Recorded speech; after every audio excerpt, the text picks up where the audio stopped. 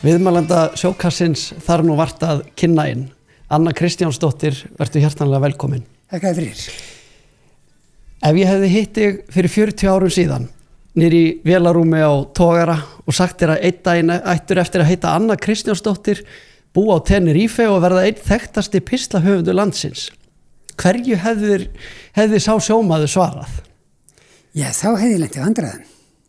Já. Vegna þess að fyrir 40 árum síðan, þá var ég þegar að stefna í þessa átt. Ok. Þannig að við hefðum frekar átt að spyrja hvernig staðan var fyrir 50 árum síðan. Eða 60 árum. 50 eða 60 árum. Já. Þú ert fædd 51, er það ekki? Já.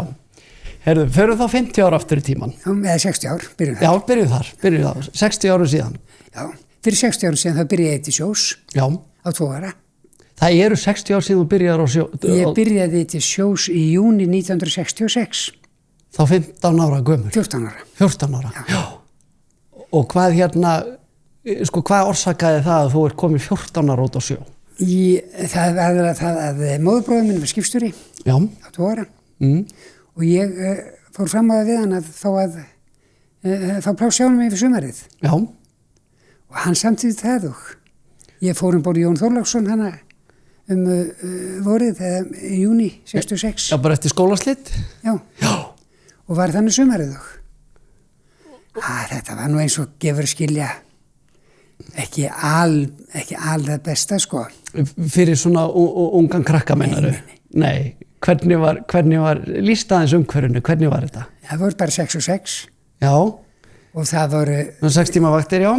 Já. Og síðan var það að aðbúnaðurinn var eins og hann var.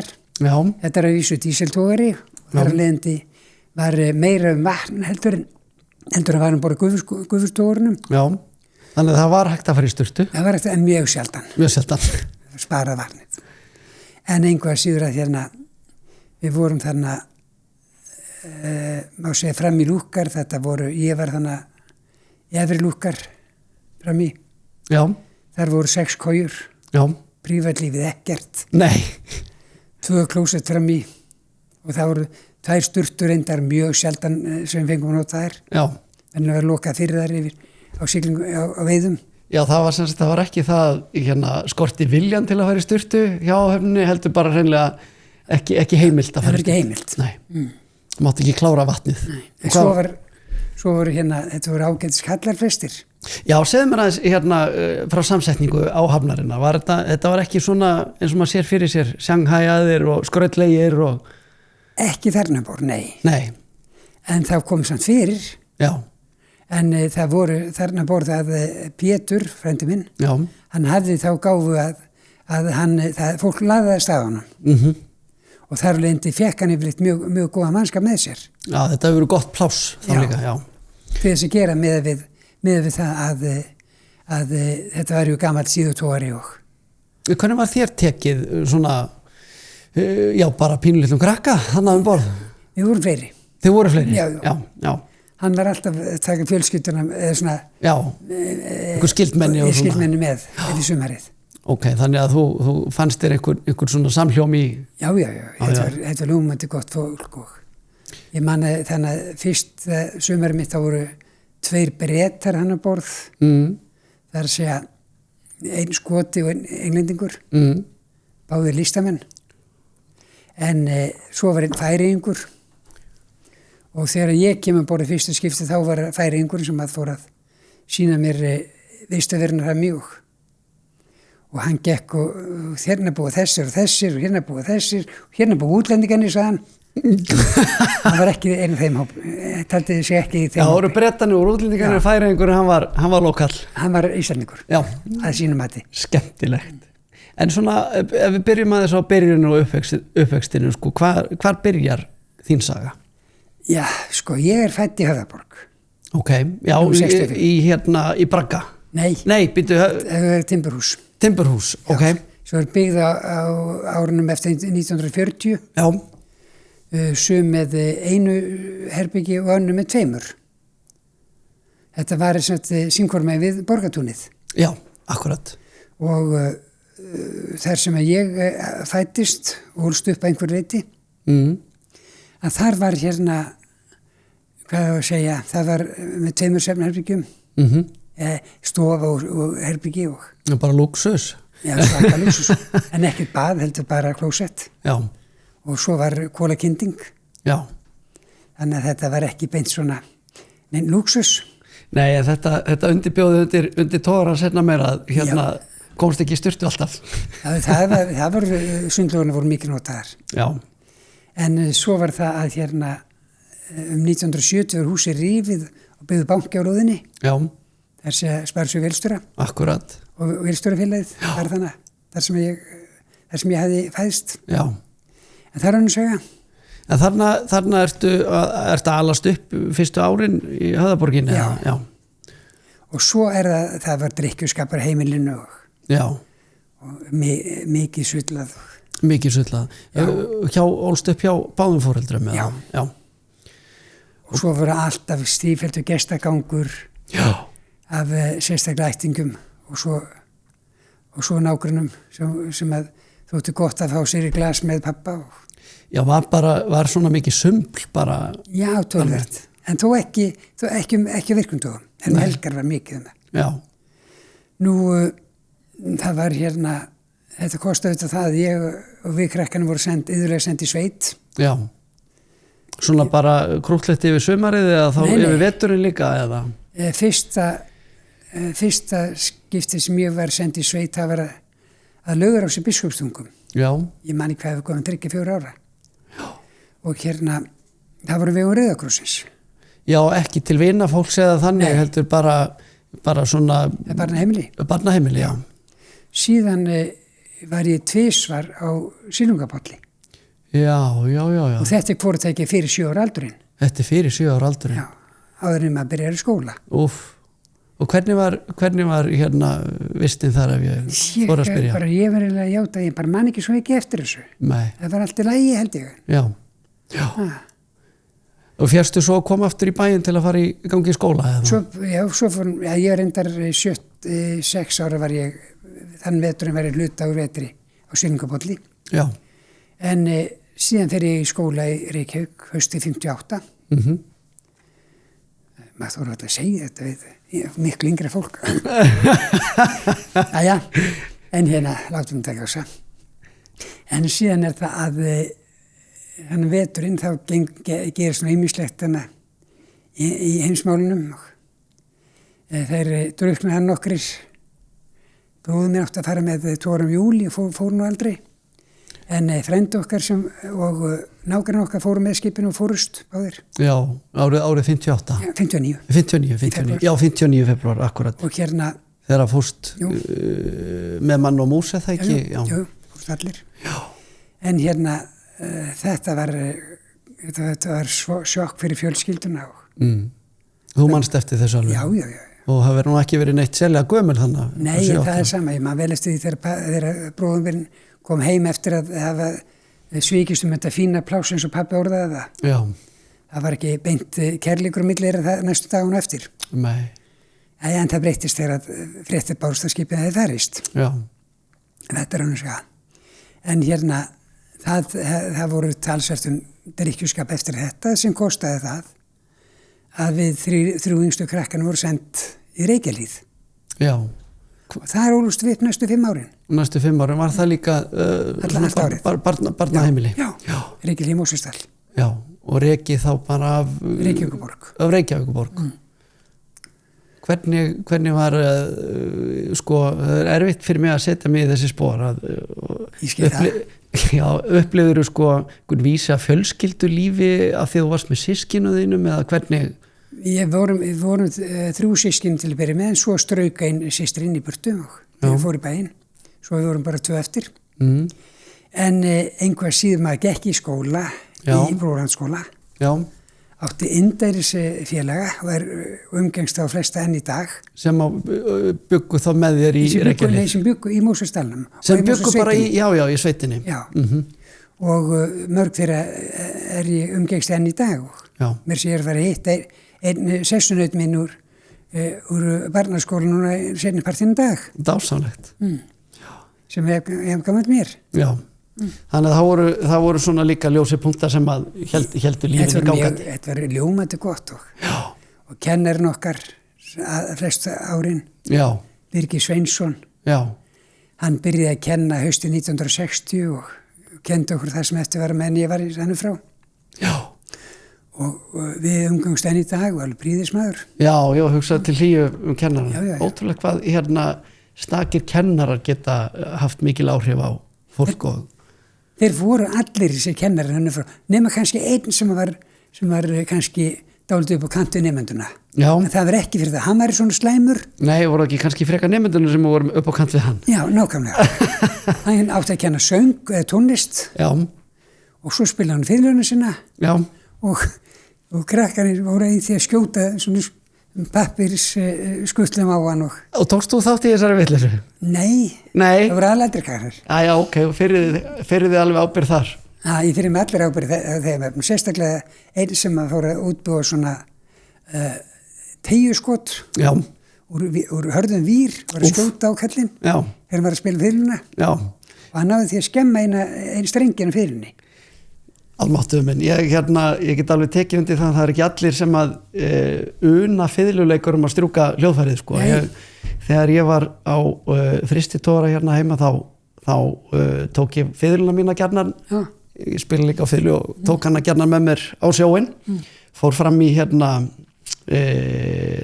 fram á Bakka eða þar undir, við vorum með lítið svona litla líkamsræktar aðstöðu þar, tók með mér fiðluna þanga og æfði mig og svo næstu vakt og eftir þá fekk ég nú yfirleitt háðsglósunar. Jæja, Ariel, þá nú engin svefnfriður, ég hélt að spili væri bilað, það ískraði svo.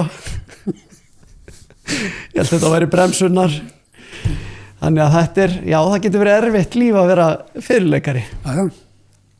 En þú sem sagt sleist barnskólnum þá eiginlega bara í Reykjahlíð, Silungapollu og í Reykjahlíð. Já, ég ekki Silungapollur. Nei, en ég segi fyrir varst á Silungapolli og Síðan Reykjahlíð. Og svo í Reykjahlíð. Svo kem ég til Reykjavíkur í 12 ára bekk. Og eins og gefur að skilja þegar að krakkar kom úr sveit, þá ekkert ekki mark á einhvernum þeirra einhverstaðar utan á landi. Nei. Þó að Mosfellssveitin hafði ekki verið mjög langt frá Reykjavík. Og hann hefur verið lengra í burtu í þá daga. En ég kem í Laugarnesskólann. Og af því að þótt ég verið með topp einkunnir úr sem sagt Brúlandsskóla og Varmarskóla, að þá samt sett í næstlegasta bekkin. Sem ég kalla C-bekkin, mann ekki hvað hann hét. Bara svona næstu í Tossabekk. Já, það var ekki alveg Tossabekkurinn. Í Tossabekknum, D-bekknum, þar voru allir krakkanir á höfuðborginni. Já, ok, þú hefur allavega samt náð að fá einu þrepið þannig frá því.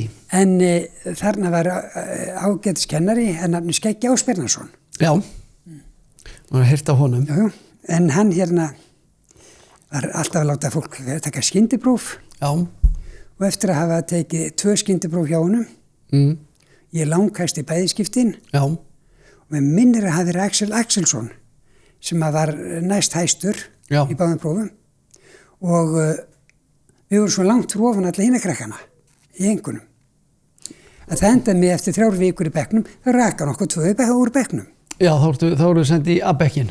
Ég var sett í A-bekkin og Axel í B-bekkin.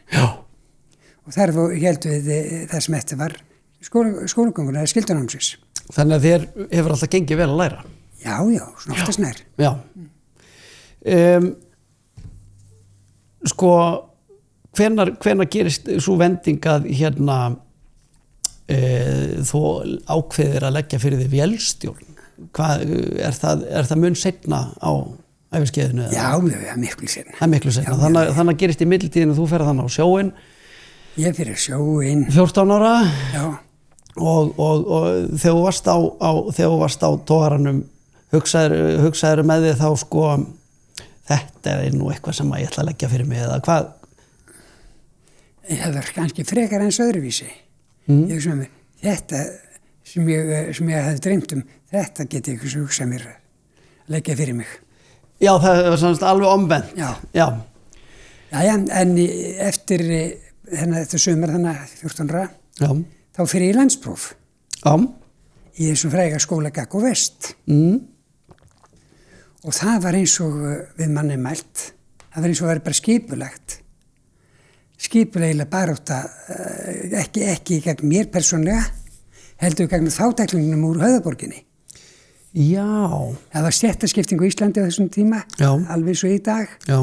Nema það þeir sem byggu í lélegum húsum, Já. þeir voru ekki taldir við húsum hæfir og alls ekki til að ganga mentavegin. Nei. Þeir áttu að fara togara. Upplifur á þessum tíma væri sem sagt verið að leggja stein í þína götu til þess að sko þú stóðst þér sem sagt vel í námi og það átti nú ekki að leyfa þessum höfðaborgar krakka að ná framgangi.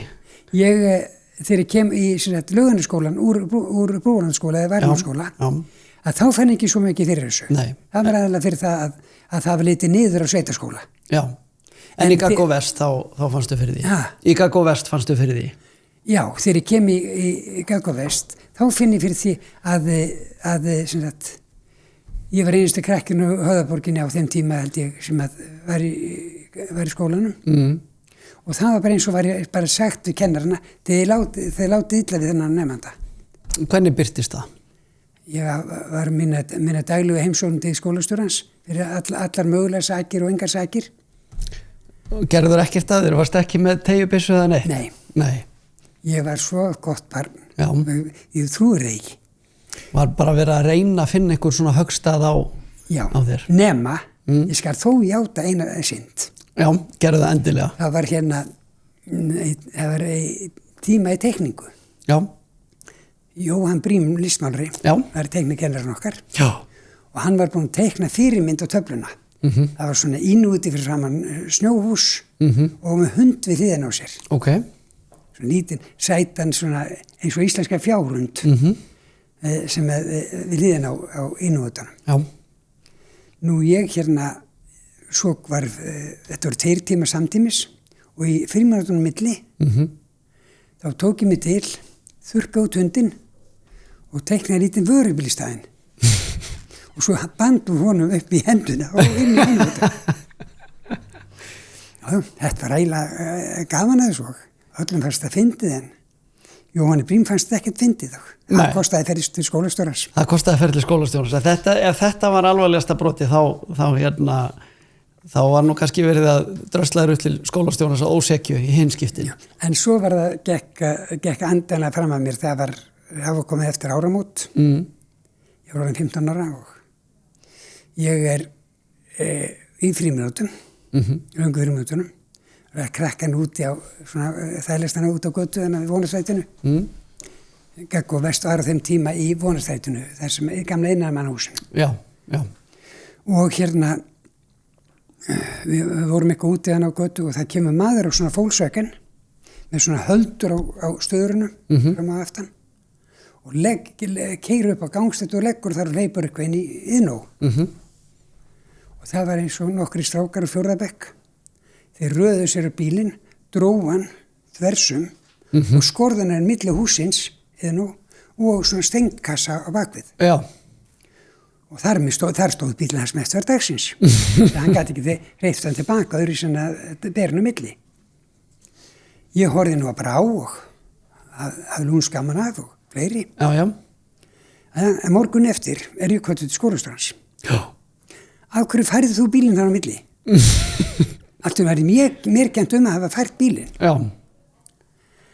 Þar með sá ég bara að ég átti ekki lengur heima í þessu skóla og mér hefði kennt að færa heilan bíl þessum 3-4 metra. Samstaða, ætla að hafa verið samstaða hinna krakkanum að skella skuldin á þig eða? Nei. Þetta var ekki eitthvað sem kom fram frá krökkunum sjálf. Held ég ekki. En allan að eigandi bílsins hefur örugglega haft samband í skólastjóran. Já. Og skólastjórin datt bara í hug einn aðili sem gatt verið svona vondur að gera þetta. Já. Mikið rosalega áttur að hafa verið hraust. Já, en einhvað síður ég gafst upp. Já. Hætti skólanum og enda út af togara.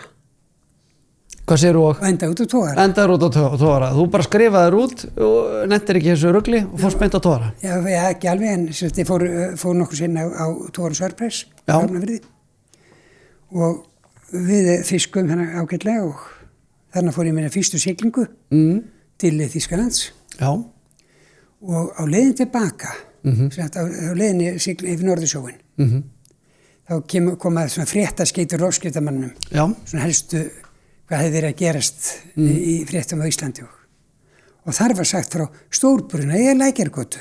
Já. Einmitt við hlíðina á Gaggo Vest. Akkurat. Já, þar sem að hús séra Bjarna Jónssonar brann og Iðnaðarbankinn stórskemmdist. Nú, ég las þetta í fréttaskeytinu og ég hugsa bara með mér, takk fyrir að ég skulle vera með fjarvistarsönnun. Annars hefði getað verið kennt þetta líka. Örugglega. En hérna fórstu svo aftur í skólan eða hvernig hvað tók svo við? Nei, síðan bara var ég á sjó næstu árin. Þú varst bara á sjó næstu árin? Já. Ég var þannig, má segja, þannig eitthvað á Surprise og seinna fór ég að leysa af í vélinni á Þorkeli Mána. Varstu þá búin að taka einhver vélavararréttindi eða eitthvað? Nei. Bara sem smyrjari. Já, sem smyrjari. Já. Þá ég verða 16 ára. Já. Og svo hérna langaði mig til að prófa eitthvað nýtt. Fór netabát, vestur á Fjörðum, hjá Pétri heitnum pappans Palla. Já. Og hérna sérna á bæði snurvoð og handfæri á sama bát sem hann hafði keypt í sér litla. Nú, og svona maður lenti í ýmsu á þessum árum og. Hvar bjóstu þegar þú hérna segir skilið við hérna Gaggo Vest og ferð á sjóinn? Áttur alltaf herbergi í Höfðaborginni eða? Nei, ég fór eiginlega úr Höfðaborginni bara fljótlega eftir fyrsta sumari mitt á sjó og leigði herbergi hjá hérna þessum bróður minn áttu heima. Já. Næst elsti bróður minn. Út af Ljósvallagötu. Já, Ljósvallagötu. Já, og þar var ég þannig skeið og. Þannig þið hélduð alltaf hópin systkini þrátt fyrir svona mátulega heilsteypt heimili, mætti segja það ekki? Jú, við vorum, við systkini stóðum yfir þetta alltaf saman. Já, þið stóðuð og mikli kærleikar. Já. Eru þau á lífi ennþá? Nei, ekki öll. Ekki öll? Við erum 4 lífi. Þið eru 4 lífi af 7 sem fæddust. Af 7 sem fæddust, já. Reyndar ein dó ung, bara, má segja, 3 mánuða. Já. Og svo þeir bræður minni dóu, sem sagt, annar 71 árs og hinn 78 ára. Já. Já, þannig að, en þið hafið alltaf verið hérna svona góð eining saman. Við reyndum að halda hópinn. Já. Og ásamt máunum og mákonunum. Já. Þannig að þetta var svona, stóðum okkur ákveðlega saman svona. Já, og það sem að, þannig að þú átt hana athvarfið að hérna ert með herbergi og ert á sjónum og kvikna þá þessi neisti að skella sér í vélskólan? Nei, það var vegna þess að þannig að var ég farin að vera leysa af sem smyrjari á togurum. Já. Þannig fyrst. Og það mér fannst það miklu betra og það var ekki eins kalt það niðri. Já, ég þekki svipadæmið, ég var með, hef verið til sjós með vélstjóra sem að hafði verið, farið í stýrimannsskólan eftir að hafa verið í Hásiti. Svo satt hann í stakkageymslun einhvern tímann á fristtóranum Vigra og hlustaði á menn röfla fótbolta, enska boltan og vera með svona mátulega sína mátulega háttsemi svona sín á milli í pólitískum deilum og svo sá hann þetta alveg í hillingu þegar vélstjórinn labbaði fram hjá honum niður og fór bara niður í hlýjun og hugsaði þarna á ég að vera og þá skellti hann sér í vélskólan. Þannig að það er eitthvað svipað sem að hefur ég kannski togaði þig. Já, en einhvað síður að hérna ég var þarna að maður sé Hásiti á bátum en síðan er það 1969 eða 70. Já. Allan ég fer hann til Geislunar sem smyrjari. Sem smyrjari? Já. Komst ég hann krappan þar í einhverjum átökum við breska frikátur? Allt ljómandi gott. Já. Þannig ég sko, þetta frá 69 til 71. Já, ok. Þannig að við vorum bestalegi sem tókum einhverja tógar í landhelgi og Akkurat. það var ekkert engin stór átök. Ekkert havari. Og ljómandi góð mannskapur. Já. Seldum við nokkrum góðum. Og það að vera á svona gráu skipi, var eitthvað svona kultúrsjokk fyrir því? Var eitthvað viðbrigði frá því að koma á togaranum eða? Ég sjálfur sér ekki. Þetta var, vinnan í vélarúm alltaf ósku svipað. Já, það er rétt. Það er rétt. Þannig að, jú, ég hafði ju kynst í hvernig var að vera í vélarúm á togara og þannig var bara komin í vélarúm á Þór. Já. Gamla. Reyndar með hálfúndar aðalvélar en það breytti ekki því að það var, maður fekk helminglega reynslu af þessu. Já. En svo fór ég til Eimskip í ársbyrjun 1971. Já. Þá fyrst sem dagmaður í vél. Nei, ég var dagmaður í vél og svo sem aðstoðarstjóri. En fer síðan í vélskólan haustið 72. Tek fyrst 2 ár og ég mætti mjög illa. Ok. Hvað var að glepja þig? Peningaleysi. Peningaleysi? Já. Mættur illa því að þú varst að hlaupa þá í vinnu eða? Já. Ég fór sem sagt í fyrsta bekk. Já, var ég hérna, ég átti ekkert ómikla peninga og það var komið að því að það var möguleika að sækja námslán. Já. Ég dætti að sækja námslán og ég fikk að svara fyrst því að sína námsárangur. Já. Námsárangur. Og hérna, ég hugsaði nú, vissi hvað átti að gera eiginlega í þessu máli. Svo skrappið um borð togaran Mjólin, togaran Sigurð og var þannig 3 vikur um borð. Eða rúmar, 4 vikur er túrin verið. Við náðum að koma heim rétt fyrir gos. Rétt fyrir gos, ok. Þegar við komum við í Vestmannum að taka ís áður fórum til Reykjavíkur. Já. Eftir túrin, við fórum í siglingu, sko. Akkurat. Nú, svo var það að þegar maður komin þannig í land og með þannig að hafði einhverjar smá tekjur þannig Mjólin. Og síðan fyrir stund að hérna lausarúðra helgar. Ok. Á bátum frá Vestmannum. Meðfram skólanum? Já. Fínt að gera það bara helgar. Ok. Það vantaði alltaf einhverna. Og fyrir annan. Svo lendi mér einu sinni því að fórum við land í Vestmannum og náðum að tæma eitt hús hana af húsgögnum. Já. Það hefði lokast inni út af gosinu. Já. Það var ennþá fullum gangi þegar þetta var. Og skipstjórinn átti alla sína búslóðin í sínu húsi upp í Búastæðarbraut. Já. En við náðum að tæma það og svo leiðinni frá Vestmannum til Þorlákshafnar þá voru 4 menn um borð ælandursbúandi af sjóveiki. Já, sem að hérna voru ekki vanir. Nei, voru ekki vanir að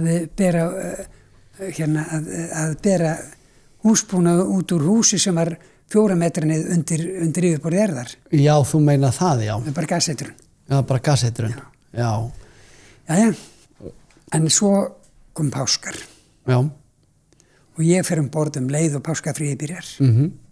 Og við fórum bara lentum bara beint í því. Hvernig þá? Við bara fylltum bátinn dag eftir dag. Já. Já, þá fer maður ekkert í burtu frá svoleiðis. Nei, en ég var bara borð þar á meðan að fiskir í var og svo þegar ég kom að því að ég fór í skólan aftur, þá var þetta búið. Já. En þannig náði ég megninu að vertíðarhlusnum. Ok. Bara á þessari viku. Og svo kemur útgerðarstjóri með uppgjörtíminn og þá stóð ég fram yfir því ég átti meiri peninga þegar lauk skólanum um vorið heldur en ég hafði átt haustið þegar ég byrjaði skólanum. Já, ok. En þannig að þér hérna auðnaðist að klára samt líka skólaveturinn. Já. Ok. Það gekk ljómandi vel. Já. Og ég reyndi þetta sama veturinn eftir. Já.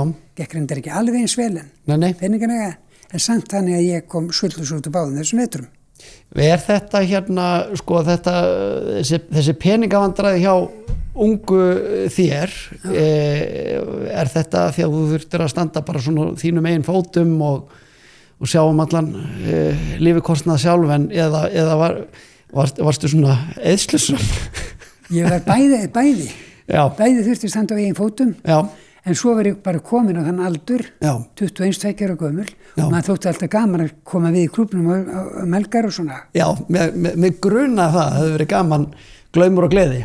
Já, það þurfti að standa því líka. Já, ég þekki þetta því að sko, það skipti ekki máli hvað ég var í góðum plássum á sömrin, sko, peningarnir voru alltaf búnir jólin, sko. Já, það var alltaf eftir að ná sér peninga jólin. Já. En svo hérna það að eftir annað bekk, þá álpast ég á hérna danskt tankskip. Danskt tankskip, ok. Og síldi hann sumarið þannig í Miðjarðarhafið og svona 34.000 tonna skip og tveir Íslendingar á borð. Nú lentum þannig meðal annars í loftarás í Líbanon. Já, það virkilega? En í slupmi sko. Já. Og skipið sömuleiðis en við sáum bara, fylgdust bara með þessu. Voru þið hrædd þá að þau getið orðið fyrir barðinu eða svona lent í eldlínunni? Í sjálfu sér ekki. Nei. En það breyti ekki því að það var bara, þó ekki væri búið að dæla fyllaskipið. Nei. Það var samt sleppt öllu spottum og bara keyrt í burtu með eins rætt og hægt var að koma að skipinu. Já. En þannig var þetta sumar og svo var það seltan síðan út af sumars. Við áttum að fá annað skip sem átt að koma í desember sem var í smíðum í Japan. En ég kem til Reykjavíkur, til Íslands sko, og þá byggðist mér pláss á Vestmannaey sem þá var ný. Já. Þá bara vilstur þar. Já. Og þar með var ég bara orðið föst í þessu starfi. Og varst í fjölmörg ár þar eða ekki? Ég var frá 74. Já. Að frátöldu sumurinn 76 og til 1980. Já. Ok. Og hérna bjóð þá í Vestmannaeyjum og var þá komið 2 börn og. Já, komið 2 börn þannig. Þú átt 3 börn eða ekki í heildina? Já. Og hérna hvernig, sko, nú ég aðeins að hugsa hérna Líbanon árásinnar og ég að hugsa hérna jarðhræringarnar út í eldgosi út í Vestmannaeyjum og ég hefði eftir sko sameiginlegum vinn okkar að þú kippir ekkit upp við ykkur svona áföll eða uppákomur. Eitthvað einstakt jafnaðgeðið eða? Nei, sko, það ýmislegt sem getur verið spennandi. Já. Annað tekur virkilega mikið á. Ok. Tilfinningalega. Ok. Og það kannski að fyrst og tilfinningalífið. En það ekki það sem sko ytri aðstæðurnar. Ok, þannig að ytri aðstæður hafa valda ekki togstreitu eða vanlíðan hjá þér, frekar þá tilfinningalífið. Já. Og til að mynda tökum dæmi að 2020 þá bjó ég á Tenerife og þannig brestur á útgöngubann. Akkurat, COVID. Já, og ég átti pantað fara til Íslands 19. mars. Bara 2020? 2020, já. Bara viku eða heimsókn. En ég sá fram á það að ef við færi til Íslands, það myndi aldrei komast tilbaka. Svo hætti við. Já. Og fór hvergi. Og lét frekar loka mig inni á Tenerife þess að 2 mánuði. Já. Og ég verði að viðurkenna, þetta var bara góðu tími. Var þetta góðu tími? Já. Að vera, sko, náttúrulega venst því líka sem vélstjóri að vera ein í gluggalausu rými með sjálfri þér, þannig að þetta var nú kannski ekki mikil breyting. Þetta töluverð breyting á því. Já. Annars verður það að þú mátti drekka eins með ekki áfengi og vildir sem mátti ekki gera togara. Akkurat. En ég var með nægt útsinni. Já. Að þar sem ég bjó á þessum tíma, það var ég með útsinni austur eftir aðalgötuna allarleið inn að fjalli. Já. Og hinn áttina allarleið upp að Hraðbraut. Já. og maður gæti alveg fylgst með sko mannlífinu á svona 2 mánuðum. Já. Og það var ekki mikið mannlíf. Nei. En það var eins og mikið herbíla og herflokkanir keyrandi götunar og löggan sífellt með væludraslað. Allir að passa upp á að þú farir ekki út úr húsi? Já, en ég mátti fara út úr húsi einu svona dag. Einu svona dag? Já, fylla mig upp á áfengi. Já. eða sko, eins og aftur maður mátti fara í búð einu svona dag. Já, fara í búð einu svona dag. Hérna, áður en við förum til Tene, þá langar mig aðeins að koma inn á það að sko, þú ferð frá Togara og ferð til Orkuveitunar á einhverjum tímapunkti eða ekki, ferð í land. Sko, ég 1980, Já. þegar ég hætti á Togaranum, þá fyrir dreifskip. Já. Og það er sem að ágætum, við erum okkar sem heitum mér rétt á annað. Við sildum saman til þessu Álafossi í 5 ár. Já, þið Gestur Helgason, já, skipstjóri. Já. Nú, síðan gerist það að 1987. Það merka ár sem ég fættist. Nú ertu fættur þá? Já. Ok, hvenær er á árnu? 20. nóvember. Ok, já, þá varstu ekki eins og fættur þetta. Nei. Að 16. ágúst 1987 erum við komið til Hafnar í Ímingham. Ok. Og ég hefði verið að brasa við að gera við eitthvað helvítis leka á einhvern lensidælu þannig áður en fórum lóðsinn. Og síðan þegar við komum lóðsinn þá er ég að fara að skipta stóru ljósvélin yfir á gasolíu. Við gerum þessa stóru ljósvél á svartolíu þessu milli. Og þá gerist það sem ég hafði alltaf óttast, að það myndaðist loft frá sem sagt gasolíutankanum og að dælunum á vélni. Ok. Og vélin drap á sér. Í innsiglingunni? Nei, við vorum að komast í lóðsinn. Já, vorum að komast í lóðsinn, ok. Við vorum bara siglingu sko, bara innan skipin sem voru þannig út á fyrir utan Hamberfljótið. Já. Nú, ég var búin að gera ráðstafanir að setja aðra vélar í gang til öryggis. Það dugði samt ekki til og allt sló út og... Allir brjálaður út í vélstjóran? Nei, síðan gerist það að ég fer að hamast við að setja inn 3. vélina, skella öllu inn, helst á metraðað, því að maður veit aldrei hvenær maður lendur á næsta skipi. Nei. Og í fátinu steipist ég á hausinn og brauta með röxlina. Ok. Og það var ekkert um annað ræði, ég þurfti samt að standa upp og koma all drastlinu í gang. Og það gekk ljómandi vel og... Já, bara á annari hendinni? Já. Bara einari. Já. Ég líka var fendt. Já. En þetta var þetta gekk alls saman og svo komum við til Hafnar Ímingham og þótti ég hafi verið að drepast í verkjum og svona. Það var reyndið maður að harka af sér og við lukum þarna, vorum lóstum fyrir með hellinga fiski, gáum í Ímingham. Svo fórum út aftur nóttina, áleist Antwerpen og ég fer svo í koju, þegar öllu aflokið. Með brotna öxl? Já, með brotna öxl. Ég vissi það ekki þá. Nei. En ég hafði farið úr liðinum og ég hafði einhvern veginn fengið, mér tekist að koma sko, arminum í liðin aftur. Ok. Fyrir einhver efni. Já. Og síðan svo það þegar við á siglingunni á mánudeginum, þetta var á sunnudagskvöldi sem þetta hafði gerst, þá ég alveg ófærum að gera nokkuð skapaðan hlut. Og ég fer síðan til læknir upp á spítala í Antwerpen. Þar sem stiftu mig inn í gifsi frá hálsón niður mitti og læstu hendina, armin, allt sem inni. Já. Það eina sem stóð út og var bara Já, eins og hálfgerð múmía. Já.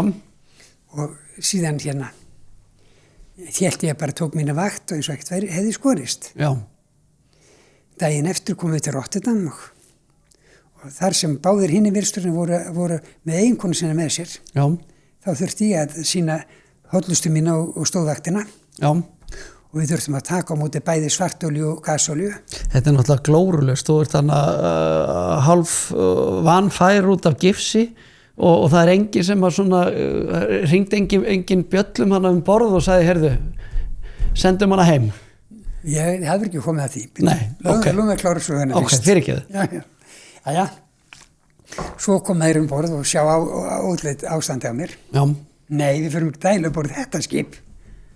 Með manneskjum svona. Já. Og ég kallaði hann annan dagmanninn, heyrðu, komdu hérna. Nú ertu ábyrg vélstjóri hérna. Já. Jú, hann já. Og svo kallaði ég hérna olíukallana og benti á hann sem ábyrgan vélstjóra. Og hérna, og Kolbeinn var ábyrg vélstjóri og hélt bara undan sér við sitt verk, en ég opnaði bara loka og svona bara eftir sem verka vildi með höndunum eða fótunum. Ok. Þetta var mjög þægilegt að taka olíu þennan borð. Já. Það var ekkert því. Og þetta gekk ljómandi vel. Og við fengum okkur olíu. En samt sem áður að hérna, svo fórum við frá Rotterdam kvöldið á leið til Hamborgar. Og í Hamborg þar hérna fór ég af skipinu. Það kom maður borð og ég flög heim. Ok, loksins. Og þar með hætti ég til sjós. Þar hættir þú bara alfarið til sjós? Ja, innan gæsalappa. Innan gæsalappa, ok. Ég var ofta svo eftir þetta en ekki í föstustarfi. Ekki í föstustarfi, nei. En einhvað síðar að því að ég fór sem þetta í landi Hamborg. Átti svona stóru og góða stressstöðru. Já. Og hérna, ég var búin að raða því þetta sko, flaska, kartón, flaska, kartón, flaska, kartón. Þannig skorðaði með kartónum, neitt svona. Því ég gæti ekki búið neitt. Nei. Ég gæti ekki tekið farangum með mér, svo einu töskuna gæti tekið með mér. Já. Þetta var dálítið þungaða. En svo hérna, fer ég upp á völl, flýgdi Keflavíkur, flugstöðin var að glæný á þessum tíma, þannig að nýja flugstöðin. Já. Og ég alveg gæti ekki staðist mátið og keypti þannig fullan toll í Fríhöfni. Og svo af því að á þeim tíma mátti maður kaupa, sko, ef það var íslensku bjór, þá mátti maður kaupa heilan kassa. Ok. En bara hálfan kassa ef það var erlendu bjór. Ok. Ég veit ekki á hverju þetta var, en þetta var svona þessum tíma. Og ég kaupi heilan kassa og bjór. Þetta var að hjálpa innlendri framleiðslu sjálfsagt. Og ég hérna, svo stendi fyrir framann þar sem að bjórin var afgreiddur, hann var afgreiddur gegn lúgu bara hann fyrir framann tollinn. Og ég stend hann eins bjáni með töskuna mína, fullan toll, bæði af áfengi og tóbaki og bjórkassa auki. Og ég var bara með eina hendi. Hvað átti ég að gera? Ég veit það ekki. Nei. Ég labbaði út í toll, hjálp, var með ægir og umlega, ég bara með gifsi frá hálsanlega mitt. Fólk dóð vorkendi mér alveg og kom í stelpa, svar vinn í tollinum, kom út og tóð allt saman og bara dóð törpuð fyrir mig, svo ekkert væri. Og þetta var náttúrulega langt umfram það sem þú mátti taka með þér í gennum þessu. Það sjálfsögðu. En ég smiklaði engu. Nei, það var tollvörður sjálfur. Og ferðu þarna, þegar þú ert búin að jafna því í öxlinni, er það þarna sem þú ferð að vinna hjá hvað vatnsveitunni eða orkuveitunni? Nei, ég var að vinna hjá Eimskip áfram. Ok. 2 ára viðbót. Já. Er þannig þar til haustið 1989. Þá var það ekki hérna, ég var bara að vinna í landi, ég var ekkert að sjó eftir þetta. En reyndar fór ég einn túr haustið 88. Já. Þá fór ég hérna með goðanum austur. Hann var þá í stopp. Vélstjórinn var að halda upp 8 ára sammælið sitt út af Mallorca. Já. Og vantaði vélstjórann borð í Hvelli.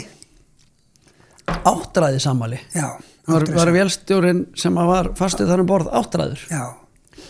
Hann dó held ég mjög skömmu síðar. Já, það var svolítið hár aldur að vera ennþá í fullu starfi til sjós. Jú. Já. En hann var líka goðanum, sem var mjög þægilegt skip. Svona. Já. þessi frægi Já. sem sérna fóst í Vöðlavík. Akkurat. Það er Kristján Sveinsson var hann skipstjóri og ég man ekki nöfn á einum. Við vorum bara 4 sem fórum þennan túr og sóttum hann að bilað nótarskip norður á hérna í Langanes og dróðum hann til Vestmannaeyja. En segðu mig hvernig hérna fyrir utan þetta hérna þessa lausaróðra, það að fara af skipi og yfir í land, hvernig var svo breyting? Hún var daldið, já, það var sjálfsög, ég veit ekki hvernig ég var orðað þetta, það var bara breyting. Já. Það var ekkert sérstætt sko. Og saknaðurðu þess að vera út á sjó eða? Stundum. Já. Hvers saknaru helst? Bara félagarnir. Já. Og kannski þessi spenningur í kringum áfengið og smiklið. Og smiklið. Það er alveg hátt við það. Nei, þetta heitir vist sjálfsbjargarviðleitni hefur mér verið sagt. Launin voru ekkert svo góð á þessum tíma. Það er stundum talað að grísa á eitthvað, að það sé svona heppni. En svo er það að svína á einhverjum og það er bara að vera með almenn leiðindi. Ég skil ekki þessu. Skilur þú það? Hafðu heppnina með þér alla 50 Happdrætti DAS. En sko, þú hérna varst að halda kerfum gangandi út á sjó og svo ert að halda kerfum gangandi í landi. Eftir að ég fór í land þá fór ég að vinna sko meira á viðherstildinu Heimskip. Já. Og seinna á tjónadildinni. Já. Þannig að þetta var ekki svo mikil sko vinna í viðhaldi. En sko þarna eru við að tala þetta fyrir þá meira en 30 árum síðan. Er það miklu seinna sem þú byrjar að skrifa pistla? Ertu bara Löngu síðar. Það er miklu síðar? Já. Þú ert ekkert farin að skipta þér að samfélagsumræði á þessum tíma? Nei. Varstu á þessum tíma farin að sjá samt svona farin að hafa skoðanir á samfélaginu? Ég hafði það allan tíma. Þú hafði það allan tíma? Já. Vannstu að laga vélar og leistu á samfélagi sem þyrfti kannski að laga eða? Já, það er margt að í samfélaginu er það enn. Já. En ég var alltaf virkisrætt í pólitíkin þannig lagað. Já. Þó ekki svona neini framvarðarsveit. Nei, ekki þannig, ekki svona virku félagsstarfi eða þannig. Ég var virku félagsstarfi reyndar, en ekki neini framvarðarsveit. Í hvaða flokki? Ég var lengi á Alþýðubandalaginu. Já. Ég fór reyndar í fílu þegar Ólafur Baldvin Grímsson var formaður. Já. Fórst í fílu þá? Já, og ég hætti mikið afskiptum. Þú voru ekki bara að fara í annan flokk? Nei. Fjölskyldulífið, og eignaðist 3 börn hann á þessu árum. Hvernig var fjölskyldulífið hjá þér? Það var erfitt. Það var erfitt? Já. Út af fjarvistunum? Út af mér. Út af þér? Já, út af mínum tilfinningum. Út af þínu tilfinningum og tókstreitu sem var barðist innan með þér? Já. Ok. Tók þá sko móðir barnanna svolítið á sig hlutverkið eða? Já, nákvæmlega. Já. Oft verður það þannig. Já. Svo skildu við þá. Já. Og svona, síðan hefur búið inn. Síðan hefur búið inn, já. Var sem sagt var að brjótast í kollinum á þér tilfinningar sem og brjóstinu tilfinningar sem að bara báru foreldrar hlutverki ofurliði eða þannig? Já. Sko þessi tilfinningar höfðu borist inn með einræði með mér alveg frá því sem krakki. Já. Þetta var ekkert að koma upp kynþroskan eða seinna. Nei, hvenær, þú veist, manstu eftir hvenær fyrst það koma 3-4 ára aldur. 3-4 ára aldur? Já. Þú ert svona kornung þegar þú áttaði á því að þú sért ekki alveg það var bara aldrei að gera neitt í málunum. Nei. Og ég bara leit svo á að þetta væri ein ómöguleiki. Hvað myndir kalla í dag? Já, bara einhver ómöguleiki, bara eitthvað. Já. Og var það sem sagt, þú bara áttaði á því að þú, sko, þín sál passaði ekki við það hlutverk sem þú áttir að... Í mitt. Ok. Og þá var það sem ég geri, og kannski það er önnur ástæða fyrir þegar ég fór til sjós. Maður leitar á eistakantinn hinum einn. Ok. Leitar á harneskjuna, Já. töffaraskapinn. Vera ægilegu kall. Já. Var það hérna flóttin eða þannig? Já, það var flóttin. Ok. Hvernig var, sko við erum að tala þú fædd 51, ferð á sjóin 66, og þessar tilfinningar eru í bærast með þér á þessum tíma. Þú hefur kannski ekki haft neitt til þess að tala um þessi mál við. Nei, alls ekki. Engan. Nei. Ekkert að lesum. Ekkert að lesum. Þarna er væntanlega sko trans varla orðin hugmyndi, það var svona einhver vísiraði kannski erlendis en það var vísiraði, já. En ekki meira svo þetta barst yfirleitt ekki til Íslands. Nei. Til að mynda eins og fólk eins og Kristín Jörgensen eða April Astley. Já. Þær voru gjörsamlega óþekktar á íslensku samfélagi. Já, þetta var bara ekki hugmynd hér. Já, þetta var ekki til. Þetta var ekki til. Og hvað þá að maður tala um Lilli Elbe. Akkurat. Sem var hérna, sem fór aðgerð 1929 eða 30. Akkurat.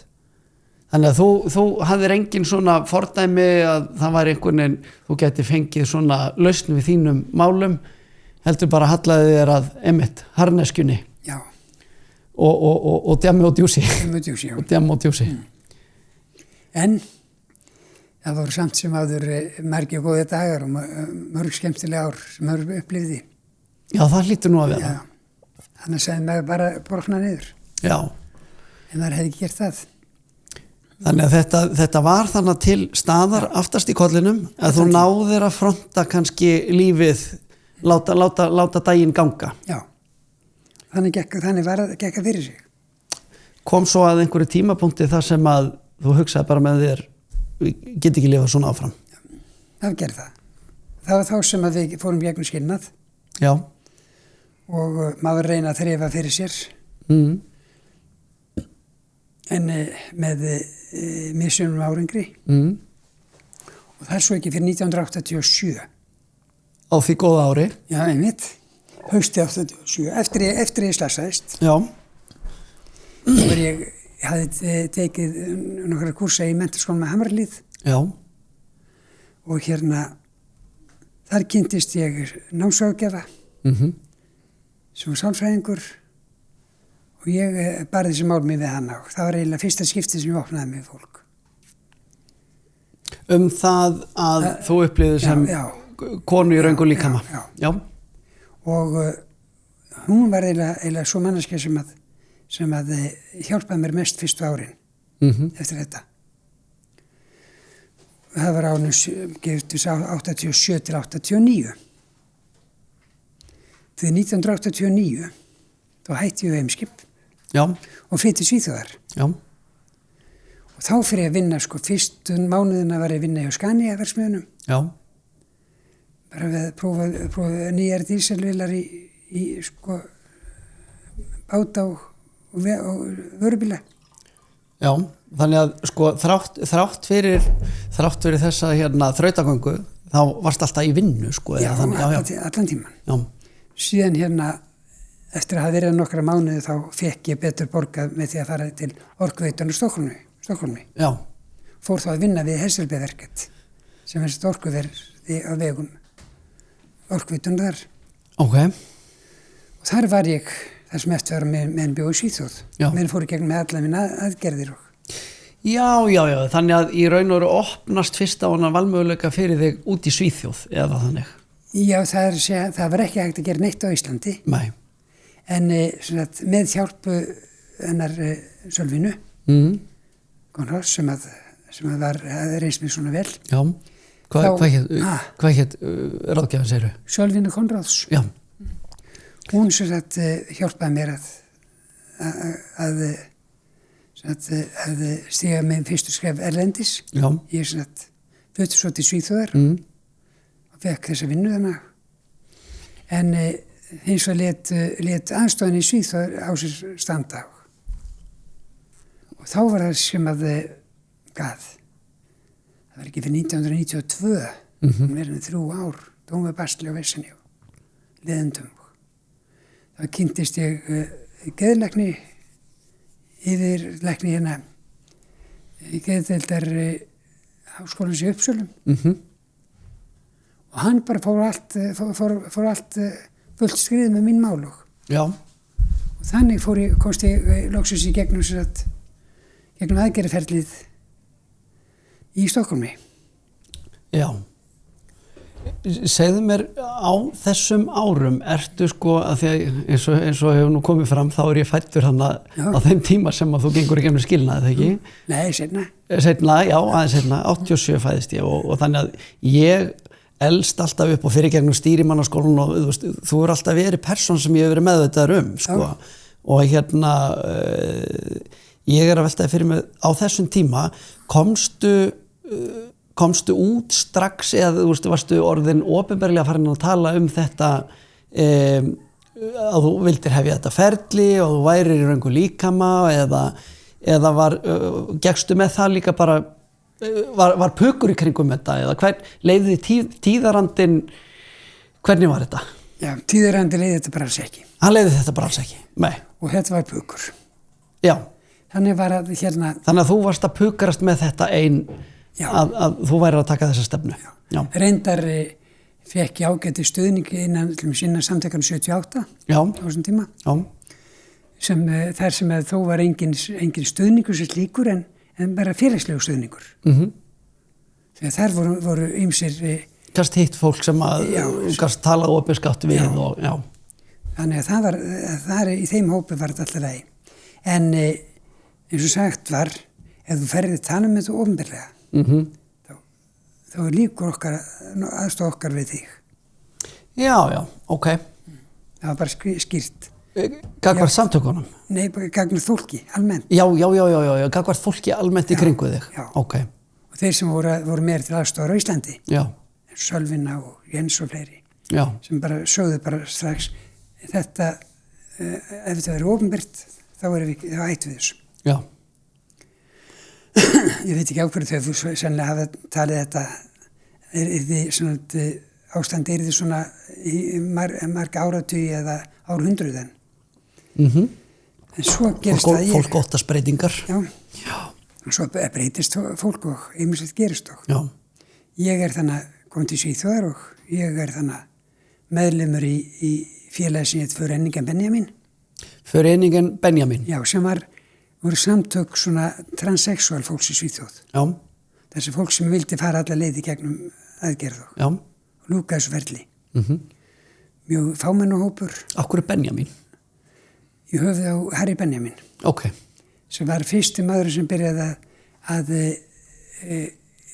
láta fólk taka hormónalíf. Já. Til að bæta árangurinn í sambandi við aðgerðir. Ok. Maður sem náði því að vera 101 árs gamall. Ok. Ég held að hann hafi dáið 1986. En nú er eins og hérna þínir ráðgjafa fólki í kringu því hérna á Íslandi það óttaðist það að hérna þetta yrði opinbert. Hvað óttaðist þú mest? Viðbröðin. Já. Almennt viðbröðin á Íslandi. Já. Því að ég var þannig meðlimur hann Benjamin og svo gerist það 1993 að ári áður hafði hérna náunginn í Svíþjóð ferðast höfuðborgarsvæðið með rifli, með leysermiði og var að skjóta á innflytjendur. Almáttur. Og þetta var frægt mál og það var mikið verið að leita þessu manni og hérna ein manneskja transkona sem virkilega var andvíg innflytjendum lenti undir grun að vera þessi maður. Átti svipaðan bíl og svona og þá gerist það að allt innu var transfólk í Svíþjóð fyrir ofsóknum að hálfu innflytjenda. Já, ok. Þannig að það er komin í eldlínuna einhvern veginn bakslag út af þessari uppákomu sem var samt að ósekju það. Já. svo fannst þessi rétti maður og hann var alls ekki transog. Nei. Hann var svo dæmdur og sýttu vantil enninni, ég veit svo hvað ég best veit. Já. En það fekk að lífstíðadóm. En það var þetta hins vegar var til þess að stjórn félagsins hljópa öll í félur. Já. Í staðins að koma út og tjá sig ómberlega okkar afstöðu og okkar stöðu í samfélaginu, þá hljópa hann í félur og sagði ekki neitt. Á næsta aðalfundu eftir þá skilaði stjórnin lyklunum, gjör svo vel. Já. Nú getið þið tekið við erum farin. Það var bara verið svona hrædd. Já, og við sem sagt, þá lendi ég óvart í því að vera að gera það formanni. Ok. Félagsins. Og ég var sem formaður næstu 2 árin og ég þurfti að byrja á því að fara út á meðal almennings, tala við fjölmiðla og útskýra fyrir þeim að þetta við væri bara venjulegt fólk sem vildi bara þetta. Já. Komast ekki gegn aðgerð. Þannig að þú varst orðin þá málsvari fyrir þetta fólk í Svíþjóð. Málsvari þessa fólks í Svíþjóð á þessum tíma. Já. Og þetta er 1994. Já.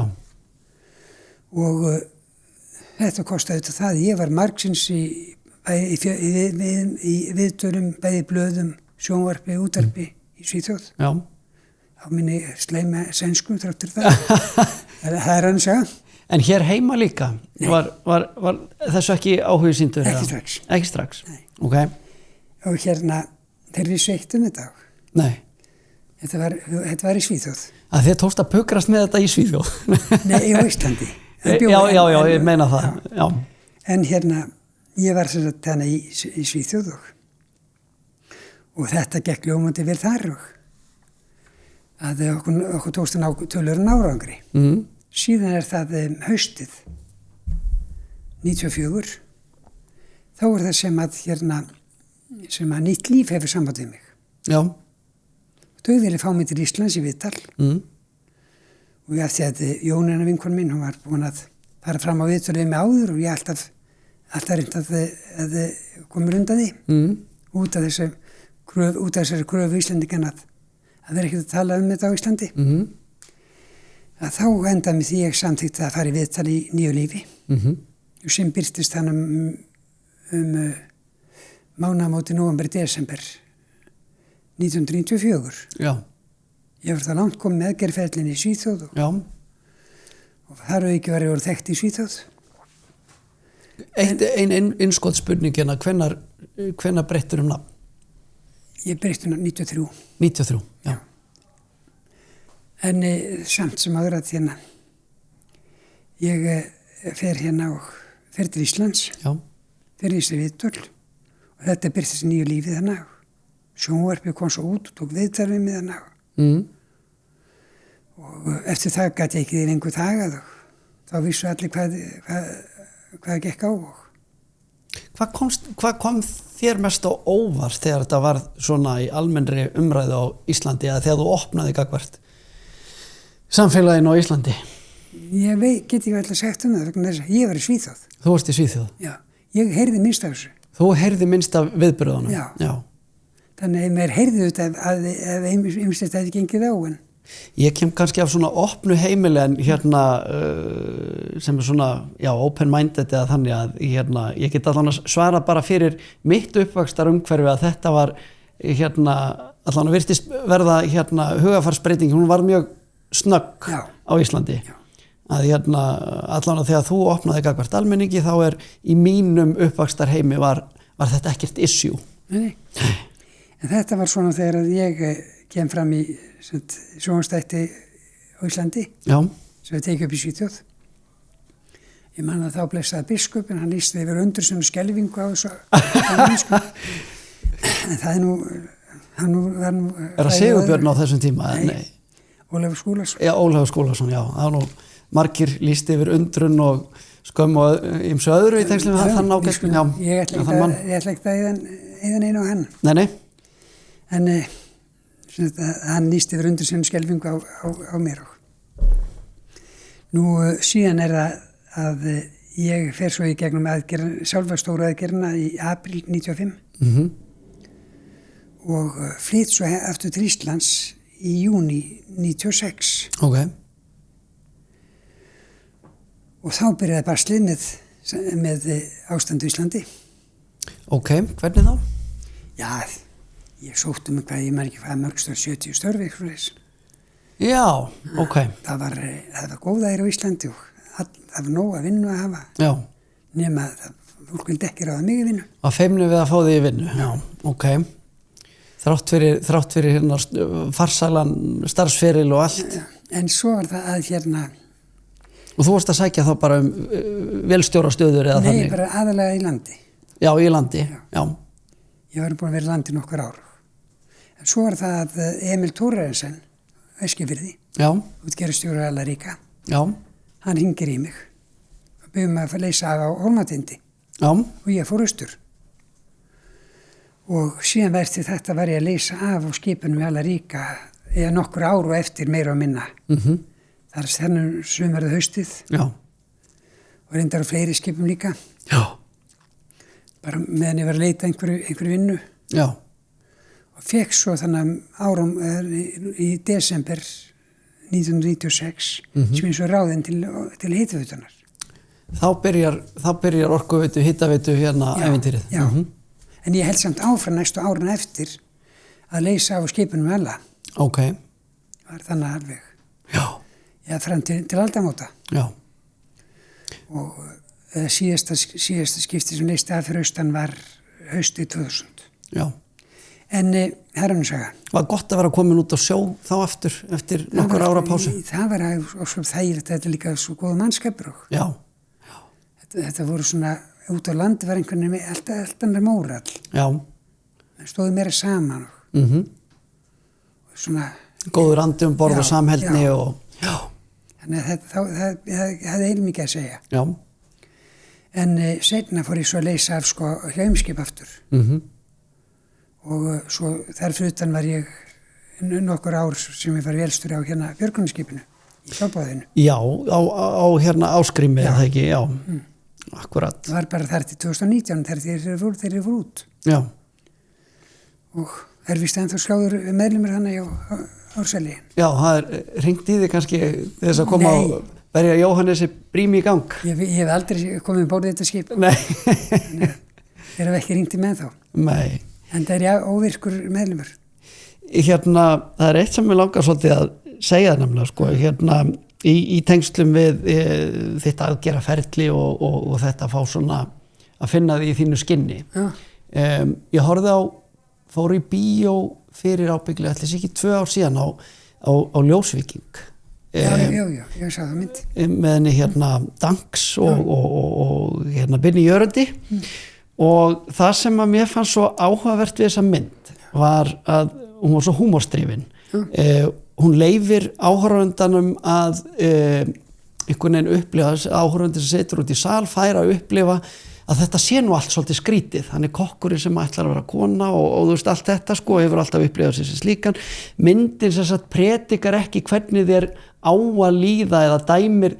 Þetta er svolítið eins og með eins og Clockwork Orange og þessar Stanley Kubrick myndi. Það vekja svona fara með mann með áhorfandan í gegnum einhvern tilfinningarúsíbana en gefa svo mikið svigrúm og pláss allavega fyrir að upplifa misjafna tilfinningar og maður upplifir það með Birni Jörundi í þessu hlutverki sem þursinn fyrir vestan sem að nú ekki alveg ætlar að verða kettling núna og eitthvað svona og maður hlær með því og svo eykst þessi samkenndi eða einhvern veginn sympatía kemur upp hjá áhorfandanum. Ég upplifði þetta allavega og maður fer svona að halda með manneskjunni miklu frekar heldur en einhverjum fyrirfram mótuðum hugmyndum það hvernig manneskjan á að vera. Það er þessi hérna mannlega vídd og ég velti fyrir mig upplifið þú að samfélagsumræðan tapi stundum þessari mannlegu vídd að við missum fókusin á því bara hverja manneskjurnar eru og við erum einhvern veginn svo upptekin að því að rífast hvað er svart og hvað er hvítt. Heldur betur. Varandi þessa mynd ég vísu höfundurinn, hann hérna hafði samband við mér endar 2014 ef ég mann rétt og... Já, þetta verður svona lengi í smíðum. Já. Og þá var það sem að þá var ekki alveg komin svona mynd á þetta og þá var ég að gefa hann svona góð ráð og og ýmsar hérna upplýsingar þessu mál Já. sem ég vona að hann hafi notfært sér einhver leyti í myndinni. Og mér fannst hún allan að svínvirka sko. Það sem að ég kannski er að reyna að segja er að maður er kannski svolítið hræddur við það að ef maður er hérna einhvern veginn svona finnst hlutinir ekki, þeir rými ekki alveg við það sem maður þekkir, að þá hræðist maður það að vera stimplaður sko vondur fyrir að hérna hafa einhverja tilfinningar. Skilur hvað ég meina? Jú. Já. En það breytir ekki því að við erum sko að þú hræðist alltaf það sem þú þekkir ekki. Já, eðlilega. Það er bara staðurinn. Það er bara mannlegt eðli einhvern veginn að óttast það sem maður þekkir ekki. Og þar leðandi þá eins og hérna tökum dæmi, lítum á það sem gerðist í Þýskalandi 1933. Jú, hvað er fyrsta fólki sem að hann byrjaði að fjarlægja? Hann Adolf. Já. Það var hinsegin fólkið. Það var hinsegin fólkið, já. Og það var transfólkið. Já. Þessir örfá mannsku sem að voru lífi sem að hafðu sýnt einhverjum vilja þessa áttina. Já. Það var fyrsta fólkið sem hvarf. Já. Lilli Elbe sjálf, hún dó 31. Já. Reyndar að völdum veikinda eða svona hluti af aðgerri ferlinu eða bara brást og hún dó. En það var önnur sem var þarna, sem var starfandi í hérna, hvað ég segja, Magnús Írisfeld. Það var, hann var með svona Institut for Sexual Wissenschaft, þess að kalla það okay. Í Berlín, sem opnaði 1919 og eitt af því fyrsta sem nasistar gerðu þegar komst til valda var það að ráðast á þessa byggingu þar sem þetta fór fram og brenndu bækunar þar og alls bókasafnið. Þetta var hérna, var þetta, hvað maður að segja, auðvöldasti hópurinn til þess að sauma að, já, búa til óvinn úr. Og þetta voru bókabrennina frægu í mæ 1933. Já. Og þannig var ráðist á og allavega einu eða tvær transmannesku voru teknar og hurfu og komast og engi vissi hvað þeim varð og sem og fólk lendi á flækingi og forðuði sér bara hver sem betur gat og sumir sviptu sér lífi og þarna var akkurat óttinn við hér ókunnuga var hann að komið upp á yfirborðið og það strax ráðist á þetta fólk. Ég velti fyrir mig getur verið að hérna, það hefur nú verið talað einhverju svona afmennskun og eitthvað svoleiðis, en er þetta ekki einmitt að það gleymist, það er verið að tala einhverju málefni, það er verið að reyna að tala einhverju rökum, en það gleymist að á bak við hvert og eitt tilfelli þá er manneskja. Jú. Það er ekki svolítið það sem þú hefur upplifað sjálf? Jú, þetta er betur. En þú hefur notað húmor óspart, bæði í viðtölum, í þínum pislaskrifum og húmor rétt eins og með ljósvíkingsmyndina er kannski það sem að ýtir fólki yfir stakkettið sem að er hérna hrætt við þið óþekkta. Er þetta með vilja gert hjá þér með að vera svona kíminn? Ég veit ekki hvort sem er vilja gert en ég var alltaf haft gaman af góðum sögum. Já. Við veitum það að engin saga er betur en sannleikurinn. Nei. Þú veist að maður á ekki að skemma góða sögum. Nei, það má alls ekki. Nei. Ég er stundum að skrifa eitthvað og ég set upp þannig að ég veit að þetta sannleikurinn er akkurat stífur svona en með því að leita aðeins út fyrir hann aðeins að fara ólangt frá sannleikunum bara aðeins að bæta við þá gerir þetta bara málið skemmtilegra. Já. Og maður á að gera það. Maður á að reyna að njóta þess. Ég sit oft hérna, er ekki lengur því ég er ekki að barnum hérna, og Tenerife lengur en maður sat hana oft og var að ljúga að fólki, kannski ekki ljúga þeim, segja sögur og svona aðeins að krydda þær. Nú er nefnilega sko, það er eitt sem ég langar að spyrja þig út í, en þess að pislarnir þínir hafa hérna vakið mikla eftirtekt og mikla gleði. Hvað sagðir mér eftir að vera komni margir tenni pislar frá þig? 2000? Þeir voru 2387 ef ég mann rétt. Já, þetta eru daglegi pislar sem þú skrifað þau hvað, 7 ár sem þú bjóst á tenni? 6 ár 9 mánuði. 6 ár og 9 mánuði. Og sko, ég náttúrulega tekur svo öllu sem heilöfum sannleik sem þú skrifar. Þetta allt heilagur sannleikur. Allt heilagur sannleikur. Já, með gæsalöpum. Með gæsalöpum og svo annar pislahöfundur sem líka þykir mjög skemmtilegur og hérna ég les hann líka töluvert. Og það Brynja Níelsson. Já.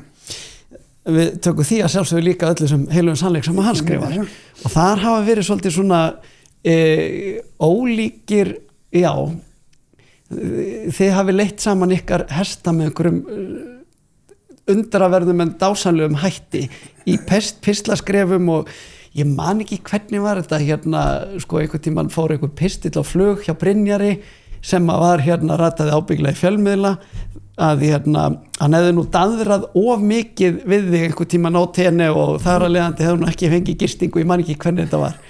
Þetta er skaldskapur. Já, en það sem sagt, þið Brynjar, eru þið gamli vinir eða hvernig? Við erum gamli kunningjar. Já. Ég er frá því reyndar sko, ég verður að viðurkenna það að ég vissi reyndar engi vel af Brynjari, en svo stóð það til að við færum eins og saman í ferð með bændaferðum. Ok. Það er að segja, ég, Brynjar og konunars. Já. Ferð með bændaferðum. Konan sem heitir ekkert Sofía? Nei, við köllum hann samt Sofíu. Hún er alltaf kölluð Sofía. Og hérna Kristín vinkona okkar í Vestmannaeyjum, Kristín Jóhanns, sem sér eldheima í Vestmannaeyjum. Já. Hún hérna var fararstjórinn. Þetta var ferð til Austur-Þýskalands. En svo kemur að ferðinni og Brynjar skrópar. Og Brynjar skrópar? Já. Ok. En hún fer með konan? Já. En í stað Brynjars, til þess að nýta miðan, þá var vinkona hennar, hún Unnur hérna forstjóri Vinnumálastofnunar í dag, hún kemur í staðinn. Ok. Og við skemmtum okkur bara ágætlega heila viku, Austur-Þýskalandi. En svona við letum okkur sögur flakka Brynjar og allt í góðu, ekki neikvætt. Og hérna, svo hérna ári síðar þá flytti ég til Tenerife og hún í ársbyrjun 2020 þá hitti ég þau hjónin þessi Brynjar og Sofíu og á barnum þar sem maður stundaði drykkjuskap á þeim tíma. Já, öllum ekkert annað drykkjuskap þótt að það sé bara drukki milli 7 og 9 á kvöldin. Já. En hérna, við það okkur var vel til vinna og Oddný Harðardóttir, þegar hann ætlaði að reyna að kristna mig yfir í flokkina þá gekk hún á milli og stoppaði af alla slíka tilburði Brynjars. Já, sko, einhverjum myndi halda að þið komið á svona ólíkum stað í pólitíska litrófinu og hérna, og þetta er svolítið skemmtilegt hvernig þetta eru þróast út í það að verða þetta, sko, eiginlega opinbera Facebook-vina samband milli ykkar, grínist mikið hvort með annað í ykkar pislum. Við gerum það. Hvað er hérna, en hann hefur semst ekki náðir yfir í flokkin? Ég er ekki í flokknum. Nei, þú ert ekki í flokknum. En hvað er það sem gerir að verkum að þið getið hlegið svona mikið saman en þið eru kannski ekki beinlega sammála öll heimsins mál? Kannski akkurat þetta að góður félagskapur, í góðum félagskap, þá er tvennt sem ekki má ræða. Pólitík og trúmál. Pólitík og trúmál, þið haldið ykkur sem sagt utan við það? Já. Ég er líka sjálfur með persónulega greiningu á þessu. Þið hafið bæði svo mikinn húmor fyrir ykkur sjálfum. Annars væri þetta ekki svona skemmtilegt hjá okkur. Nei. Það er hérna, þegar þú ert að gera grínað Brynjari, þá ertu nú eðurlega að gera grínað sjálfur þér, og þegar hann er að gera grínað þér, þá er hann að gera grínað sjálfum sér. Ég held að það sé málið. Þannig er best að hafa þetta. Já. En nú ertu búin að vera líka í pislunum, sko, sterkar skoðanir á samfélagsmálum á Íslandi og hérna, kannski bara byrja svona á því að spyrja þig, ef ekki Brynjar, hvaða stjórnmálamenn hefur helst vilja að fá þig með þér í hérna, kaffi eða í drykkjuskap á tenni til þess að svona aðeins að tæti í þig? Já, ég bara ekki nefnt Oddný Harðardóttur Já, sem er oftur ekki með á tenni já, og Svanfríður Jónasdóttir já. sem báðar í Samfylkingunni. En einhver sem þú hefði viljað fá og svona taka á teppið? Ég veit ekki fólk á teppið. Nei.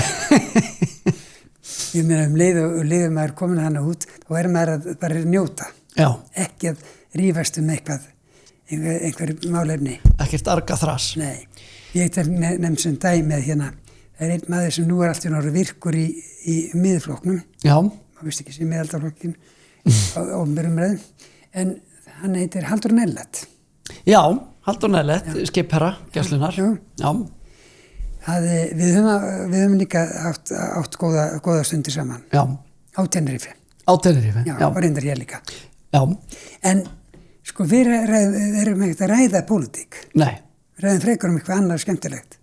Það er nú að manna að ræða.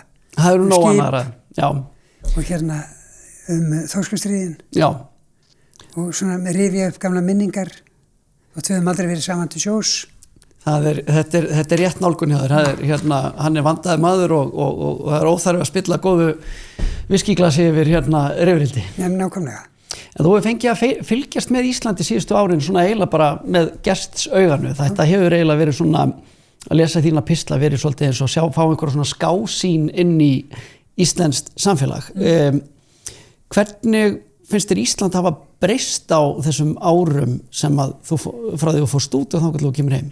Já, ég veit það ekki. Ég get ekki svarað. Jú, eitt get svarað. Já, Eftir að hafi kynst umferðinni á Tenerife, já. þá hlægi ég að þessum umferðarvandamálum með Reykjavík. Þetta er heima tilbúin vandamál hérna í Reykjavík. Þetta er ekki vandamál. Nei. Ég meina það er auðvelt að leysa úr þessu. En til að mynda, ég tökum dæmi á Tenerife, eru 1 milljón íbúar. Það eru 1 milljón bílar. Á svæði sem er ekki stærra en stór hérna, hvað heitir það? Stór Reykjavíkursvæði? Já, eins og Reykjaneskaginn. Ok. Er ekki stærra en það. Samt með 1 milljón íbúa. Og það er verið að leggja hraðbrautir út allt og alltaf og á hverju einasta eftir með degi þá lötrar umferðin áfram. Mjög hægt, svo verður einhvers staðar stopp út af einhverjum bíl sem bilar eða verður árekstur einhvers staðar hraðbrautinni og þá lengist stoppið alla leið sko frá Los Cristianos alla leið upp í Santa Cruz. Svo löng verður biðröðin. Já. Og allt er stopp. Já. Þetta er bara þeir sem hafi upplifað þetta hlæja þessu umferðarvandamálum með Reykjavík. Þið finnst ekki þið finnst ekki traffíkin vera eitthvað sem að plagar þig hérna í Reykjavík? Nei, alls ekki. Nei, það er nú kannski eitthvað búið að taka samt nokkuð skref á síðustu árum til þess að gera hana leiðilegri heldur nú var. Það er enda rétt. Já. En bæði leiðilegri og ég sá villuna þannig niðri við Sæbraut. Já. Þannig Kleppsmýri og þar. Já. Sem ég hefði ekki viljað breyta þess áttina. Nei. Og víðar sem ég sé svona villur. En þetta er þá smáræði við því stóru vandamálni okkar suður frá. Já, já. En á þessum árum að fylgjast með landinu, er eitthvað sem þú sást svona versna, er eitthvað sem þú sást batna? Sumt batnað og annað versnað. Ok. Ég til að mynda að sé bakslag í hvað verða stöðu hinsegin fólks. Ok. Það sé ég greinilega.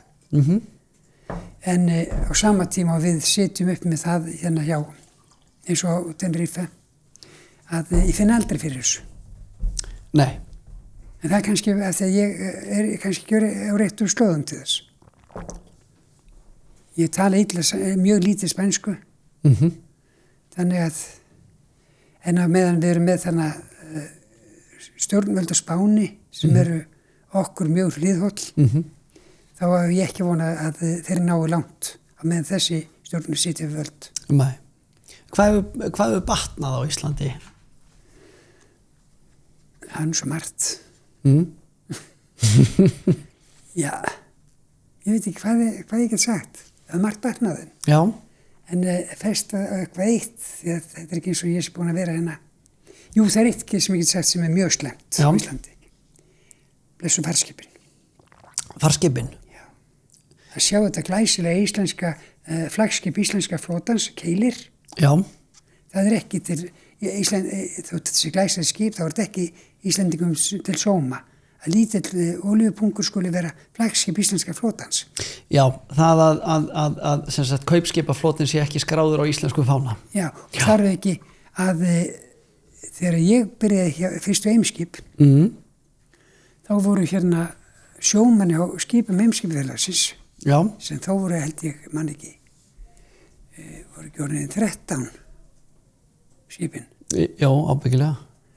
Þetta var 1971. 71 hjá Eimskip? Já. Ég held að þeir hafi gert hátt í 20 skip á síðan tíma. Það voru fleiri yfir 20 síðar meir.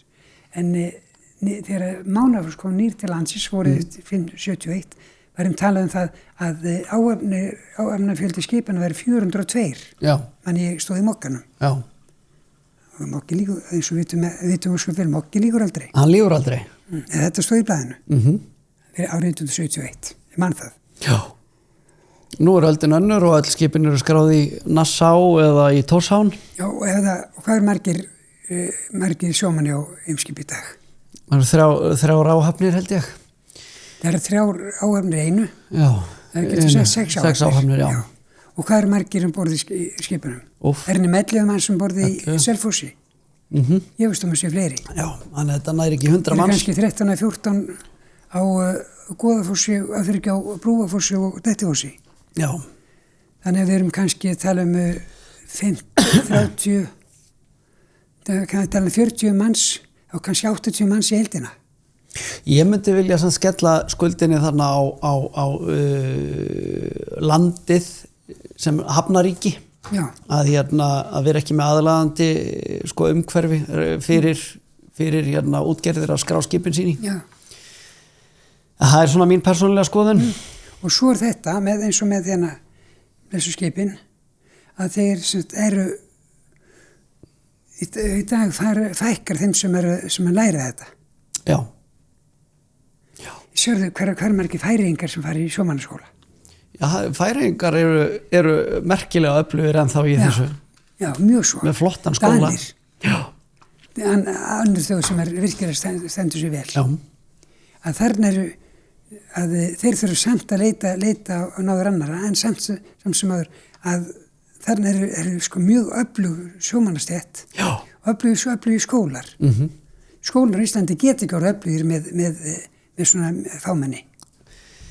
Nei, það er rétt ef það er ekki næg atvinnutækifærin og jafnframt er líka það er svo önnur umræða að það nú eitthvað spýta í lófana með að veita sjómannaskólanum svona hærri sess. Nákvæmlega. Það er alveg rétt. Þú þekkir það? Ég þekki það, já. Í tengslu við Tene, af hverju var Tene fyrir valinu, Tenerife fyrir valinu hjá þér? Það skal ég segja þér. Þegar að ég ákvað það, ég var búin að ákveða það reyndar 2018 og varum fara að stýttast eins í eftirlaunin. Þá var ég veltaði þeirri mér hvert ég vildi fara þegar ég hætti að vinna. Ég fór til Bretlands, ég fór til Svíþjóðar, ég hef nú búið þar áður og kunni vel við mig. Ég fór til Þýskalands, ég fór til Írlands, kynna mér, hitta fólk og kynna mér hlutina. Og þú ert að leita þér að eftirlaunastað? Ég hef svona einhvern þægilegum stað til að byrja með. Já. Hvað er þetta að byrja? Ég fór til Spánar, Meilansis, var þannig viku Torrevieja, skítaveður. Það var rigning og rók fyrstu 2 dagana og svo bara rók og leiðindi næstu 2 daga þar eftir og það kom einn virkilega góðu dagur. Á þessari viku stoppaði hana. Já. Annars var þetta bara hundleiðilegt veður. Eins og mjög mikið af góðu fólki. Í Torrevieja? Já. Og það er nágrinni sem ég þekkti frá Íslandi. sem það var aftur á móti, já, það sem ég var upp á móti veðrinu. En menn er ekki tala um Spán sem eitthvað skona veðravíti. Nei, það hefur nú ekki verið frægur fyrir það. Nei, en þetta var bara mín reynsla á þessum tíma. Ég var leit einhverju öðru betra. Það er einhver forlög þarna í gangi að verki, held ég. Síðan fyrir ég til Tenerife haustið. Er þar í viku. Sól og blíða alla daga. 30 stiga hiti. Bara hrein luxus. Já. Mér líka vel við góðan eil. Já. Aldrei mótmælt því neitt. En það hefur verið í vélrúmi upp í 50 stiga hita. Já. Og aldrei kvart yfir hita. Æja, ég sem sagt kem til Tenerife haustið 2018. Er þannig viku og með ljómandi góðar aðstæður. Og þá bara ákvað ég ætla að byrja á Tenerife. Eða á Kanareyjum. Já. Eins og sagði. Nú, svo fer ég þannig sækjum starfslokasamning sem ég fekk hann sumari 2019. Já. Og pakkaði saman og fór til Tenerife. Man ég ekki þannig, var ekki svona eiginlega hálfgerð tilkynning á einhverju devafréttum nokkurum sinnum að þú væri flutt áður en þú flutti svo endanlega?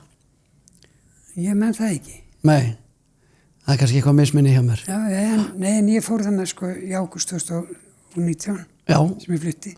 Og þá varstu bara flutt endanlega? Ég bara fór. Já. En ég flutti ekki heimilisfestið fyrir það tók ár. Það tók ár, já. Já. Ok. Ástæðan fyrir því var mjög einföld. Já.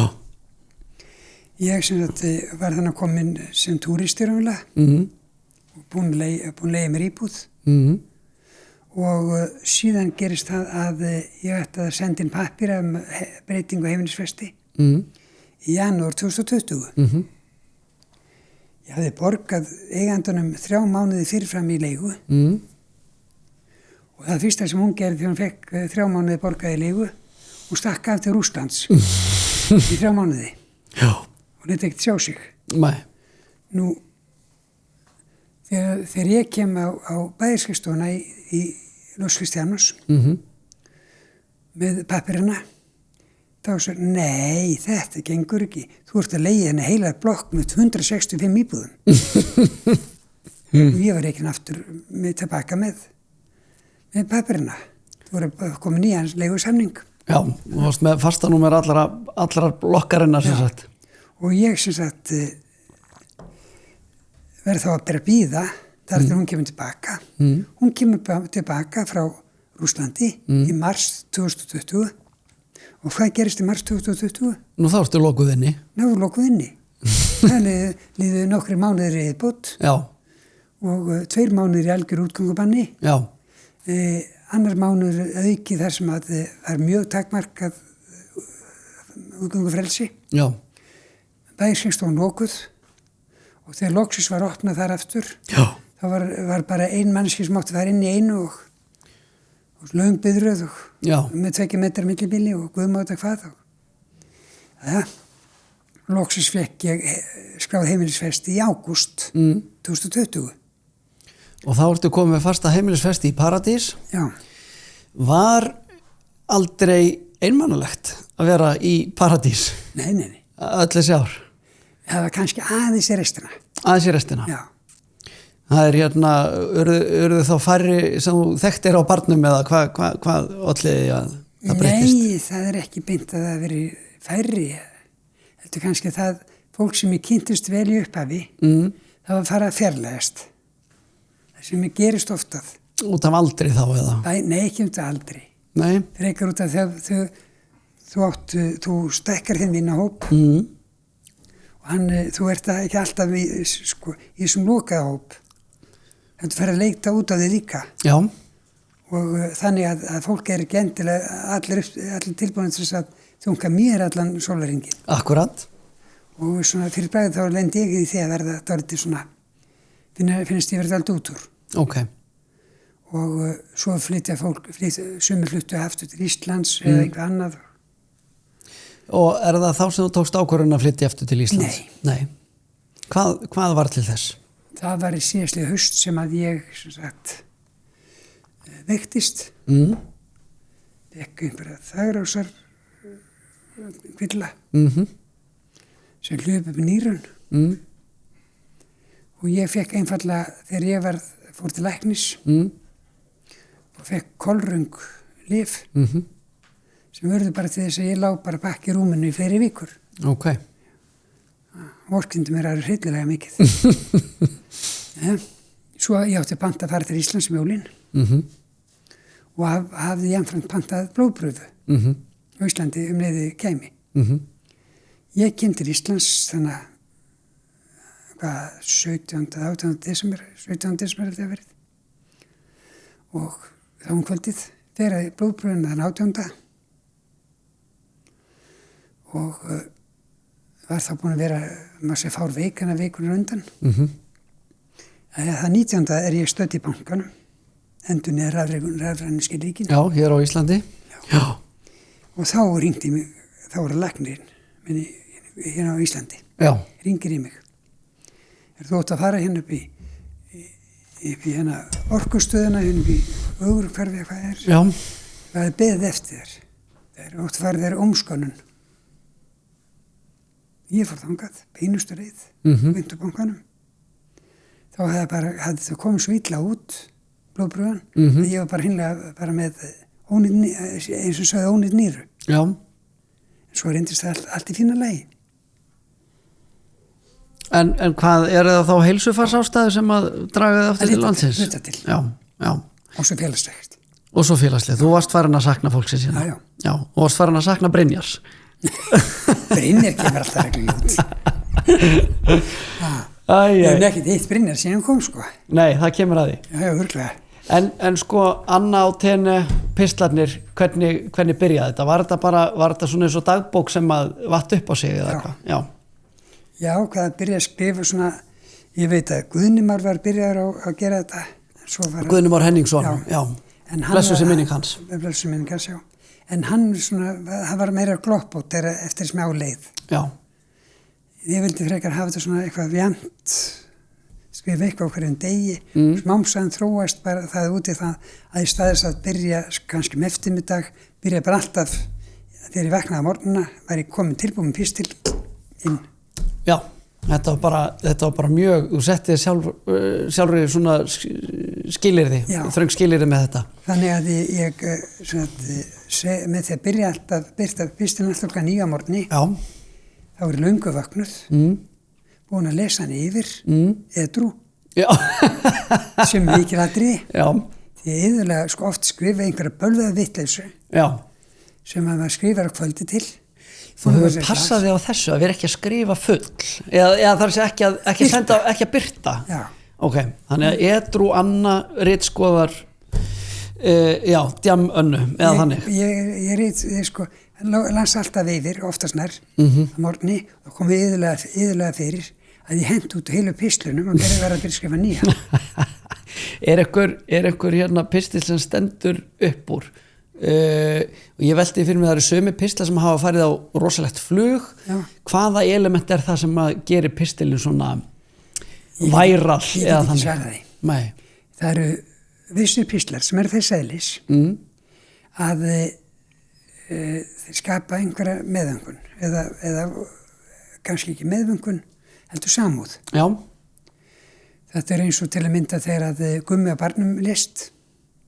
Þegar? Gummi á barnum lést. Já. Hann var, þau okkur saman bar, Gummi og Inga. Úti, já akkurat. Og þau opnaði hann haustið 2019. Já. Rétt eftir ég flutti út. Og sjálfsög var ég fastagestur þar, eins og gefur að skilja. Og þar hitt ég Brynjar og Sofíu, já. Í fyrsta sinn. Og hérna, þar að síðan gerist það, hann var með hérna, Gummi heitin, hann var með hérna, hvað heitir það, sykursýki A. Já. Sykursýki 1, víst. Já. Þurfti að yfirlega sprauta sig hverjum degi og svona. Og hann treysti sig morgunni og treysti sig til að mæta á barinn og opna hann. Já. Það var eitthvað slappur. Svo það fór Inga sem opnaði hann og svo hérna það var landsleikur í gangi í handbolta og þegar hún sko reynir að hringja hann þannig að eftir leikinn hann svarar ekki í símann bara skellt hún lás og ljópa heim og komaði honum látnum. Já. Og þú skrifaðir þetta einhvern pistil, já. Og sem sagt þetta pistilinn eftir þetta það daginn eftir eftir að þetta byrtist þá einast sem ég gerði af því ég var nú með þannig kvöldi þannig þegar var við að vinna með Gumma heitinn. Já. Ég kom þannig til þeirra rétt bara með neyðu sjúkraliði má segja og þá einast sem ég gerði morgun eftir pistildagsins gekk bara út að ég byrti bara mynd af Gumma, ekkert meira. Já. Búið. Já. Og það var styrsti pistil sem ég skrifað. Það var það? Styrsti pistil sem ég Styrsti skrifað. pistil, já. Ein mynd og ekkert meira. Já. Síðan daginn eftir, þá skrifaði ég það. Þá er þetta orðið opinbert. Það var það, já. Er einhver skrif sem þú hefur séð eftir? Það eru nú örugglega nokkur. Já, er eitthvað svona sem að nagaði svona eftir þetta hefði ekki átt að birta? Það komið nokkur svona píslar en í dag er búin að gleyma þetta öllu saman. Já. Heyrðu, hvað hérna, en svona var þetta lífið sjálf. Hvenær á þessari viðburðaríku ævi sem að hefur samt líka einkennst af alls konar þrautagöngum. Hvenær hefur verið hamingjusömmust? Já, það. Það má segja að fyrstu árin í hjónabandi voru það vissulega. Já. Fyrstu árin. Fyrstu árin, já. Og svo er það kannski, já, getur orðað kannski eftir að allt var orðið komið í ró á Íslandi. Þá í ró eftir að þú hérna komst fram opinberlega? Já, þegar allt var komið í ró, það getur sagt að þegar ég kem 1996 til Íslands, já. Þá var staðan svo að ég var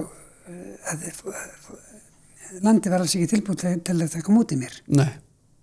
Og ég næstu 10 árun eftir, þá bjóði við það að vera það sem kallam á the only transgender village. Já. Í alvöru. Ég meina, ef þú skoðar eins og hérna Little Britain. Já, only gay in the village, akkurat. Það var only gay in the village. Já. Allt fullt á homum með kringum hann. Já. Að þessi fyrstu árum mínu í Íslandi, þá var nema hvað það snerti. Það voru nokkra manneskur sem voru vissulega trans líka. Já. En þeir vildi ekkert koma fram. Nei, akkurat. Ég var ein. Þú varst eina því að þú var svo eina sem var svona búin að koma opinberlega fram. Já. Það er ekki fyrir en sko 2005-2006 sem að fleiri fá koma fram opinberlega. Fékkst þú þá frið? Þá kemur róin þá? Eftir það kemur róin og þá er leið fyrir svona almenningu meira sætta sig við þetta. Og það gjör breytt í öllu. Og hérna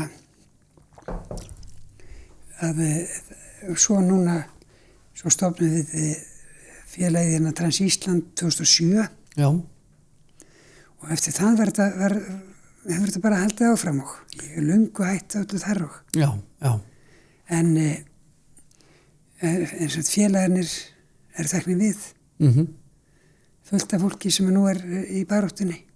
Þetta eru hápunktanir, róin, fyrstu árin í hjónabandinu. Ef þú gætir hitt tvítuga sjálfa þig, hérna eitthvað sem þú myndir skerpa á, eitthvað sem þú myndir segja bara, gerðu þetta? Já, þá hefði mér miklu fyrr. Ha? Ef ég með þá reynslu sem ég hef í dag, ef ég alltaf norðan tvítu aftur, myndi hefði mér allt öðru sig og byrja miklu fyrr. Já, bara hreinlega í aðgerðaferlinu og öllu. Já. Sem var alls ekki möguleiki á þeim tíma. Nei. Það er svona það helsta sem þú myndir segja við ungu þig. Já, en einhvað síður að breytir ekki því að sjómennsku, ég er samt alltaf hluti af sjómennskunni. Já, það fer ekkert heldur. Það er ekkert í burtu. Nei. Ég sé það stundum að fólk stundum að kalliði mig, spyrir mig ráða í saman einhverju koppar sem hafa verið á. Já, það fer ekkert í burtu. Það fer ekkert í burtu nema bara það í algleymið. Ég hlakka til að fylgjast með þegar þú ferð að setja vélarnar í ganga á Jóhannesi Brím. Ég hveti allan eindreið til þess að Ég er ekki viss að ég hef komið til með að gera það einfallega vegna þess að réttindin eru farin. Já, réttindin eru runnin út. Já, ég sé ekki fram á að munna endun eða. En þú hefur eitt ævin í að halda þessum vélum gangandi, bæði til sjós og lands. Já. Þegar þú lítur tilbaka, hvað var svona erfiðast að halda í gangi? Og þá meina ég líka bara varðandi Það skal ég segja þér. það persónulega og... Já, erfiðast að halda í gangi. Já. Það var vel. Ha? Það var vel. Já, segðu mér. Hún hétt Oxford. Oxford? Doxford. Já. Ok. 3 strokka, 6 stimpla, vél sem var borði í nokkrum bátum sem að Eimskipar með 3 skip á leigu. Já. Laxfoss, Bakkafoss og City of Perth. Ok. Bakkafoss sett upp alveg City of Oxford og Laxfoss sett upp alveg City of Hartlepool. Já. Og ég var send hann á borði City of Hartlepool eða Laxfoss gegn hörðustu mótmælum mínum. Ég hafði verið á Álafossi og líkaði vel þar. En var samt skikkuð hann yfir og þetta var erfiðasta skip sem unnið á. Var það þannig að það var aldrei svefnfriður eða? Það var aldrei svefnfriður. Nei. Ég hef ægilega gaman að því að þú er svo rosalega mikill vélstjóri í hjartanu að það eiginlega það kemur alltaf að þessu. Já. Það er bara, þannig að spyrjiðu opinna spurningar sem hefði geta leittað einhverju allt öðru. Það var talað um Doxfordin. Doxfordin. Ég meiri sem meðlumur í Doxford Einsins Friends Association. Það er ekkert annað.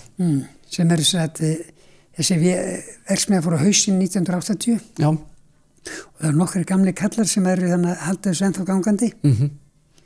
Og það er ein vél eftir sem er á safni í Durham í Englandi. Já. Og hún fer endur ekkert í gang því að það vantar eitt afgasbeltið í hana sem var lánað borði Bakkafoss sín tíma. Ok. Annars væri hægt að keyra hana.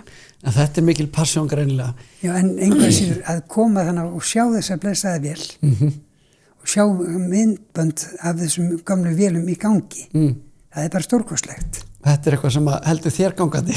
Já, eitthvað verður að halda mér á lífi. Já. Annars myndi bara deyja úr leiðendum. Það er rétt. Anna, það var dásanlegt að fá að spjalla við þig og ég hlakka til að fylgjast með og ég ætla rétt að vona og hættir ekki að skrifa pistla þó þú sért flutt til Íslands. Þannig að bara velkomin til Íslands og ég hlakka til að fylgjast með. Takk.